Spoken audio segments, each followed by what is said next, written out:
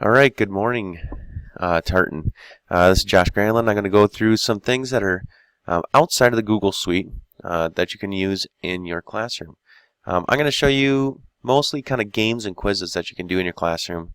And the first one is Kahoot. Kahoot is a hoot. I've taken some of my boringest content, put it on here, and then kids love it. I mean, it's pretty incredible. Just how eager and excited they are to play Kahoot in classroom. They can access it on their phones. But anyway, when you come into Kahoot here,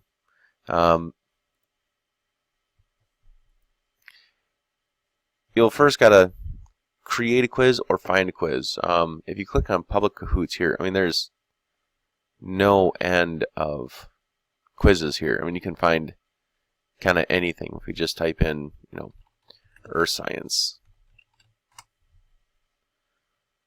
Okay, and there's Kahoots created by kids and teachers and all kinds of stuff. So you can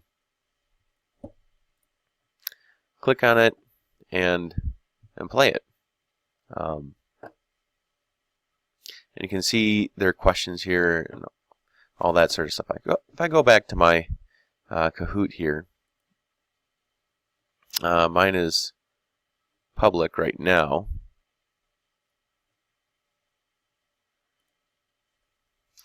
And I can share this out, like I've been meaning to share this with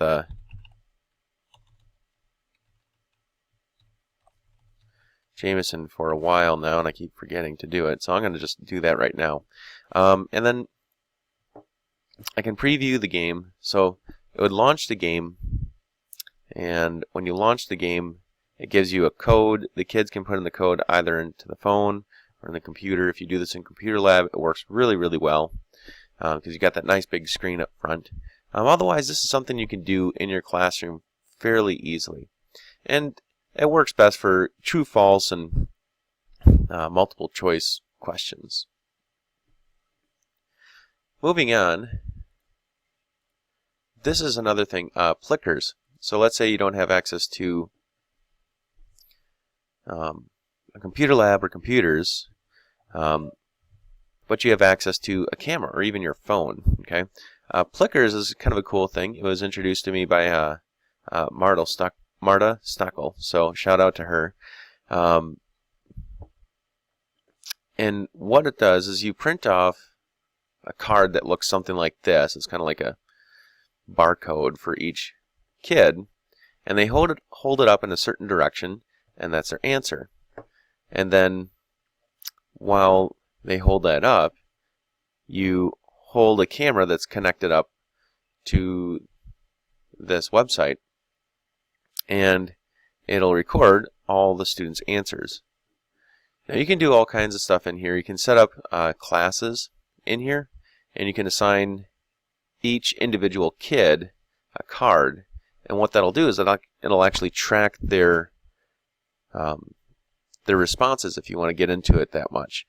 You can just do kind of quick quizzes. So like you print out all the cards for the kids, which is right here. You print out the cards for them, and then you can just have your quizzes. This is new to me, so I don't have much set up for quizzes. But then you can run a game, and they answer the questions, and it'll show you live results and how students are answering. So it's actually kind of a cool data tool. You could even use this as like an exit ticket. You could have 5 questions from your unit up on the board, click through them, and then it'll record the students' answers. So it's like, giving a 5, 4, 3, 2, 1, but only the computer remembers it for you. So it can be really helpful too. The last one is Socrative. Now this one is connected to Mastery Connect, and students can they'll log in, and it works like the other two. You set up a quiz. This one's fairly user-friendly. Very obvious where everything goes, and then because it's connected to Mastery Connect, you can actually set it up so it connects to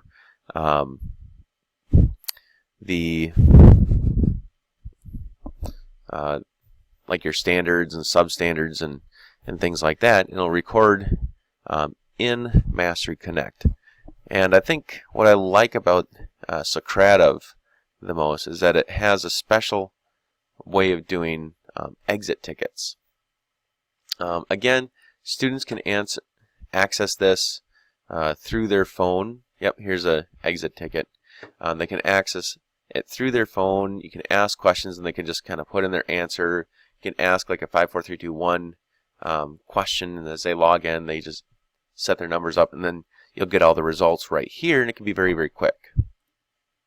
You can also import quizzes and do longer things, but the reports section gets pretty cool too, because you know, you don't always remember exactly how they answered, and sometimes you want to just look at it briefly after the class has left, maybe at the end of the day or something. And Socrative is a great tool to do that. Plus, they make it kind of fun, especially with like the space race thing. And so, in space race, you know, you have different teams, so you can set up, you know, however many teams you want to. So you can select a quiz, the number of teams. They can all be on their own individual team, or they can be on, you know, 10 teams, whatever. You can have students select their own teams, or you can auto-assign it. And then you can, you know, give them an icon that races across the scene, like unicorns. Okay? And then what happens is, for each answer they have, their unicorn races across until they get to the other side. And then whoever makes it there first, that team wins. But these are some fun things that you should definitely check out. If I was going to start with one, I would say go with Kahoot first. It's the most user-friendly, and it seems to have the most kind of resources already built into it. Plus, I think most of the staff at our school use Kahoot. Plickers and Socrative, fewer people use those. There are people that do. There are other teachers that do. But I would say if you're going to try one, go with Kahoot. The kids know it. As soon as you say Kahoot, they're going to love whatever you throw on there. So I hope that helps you with planning for your classes and integrating technology into the classroom.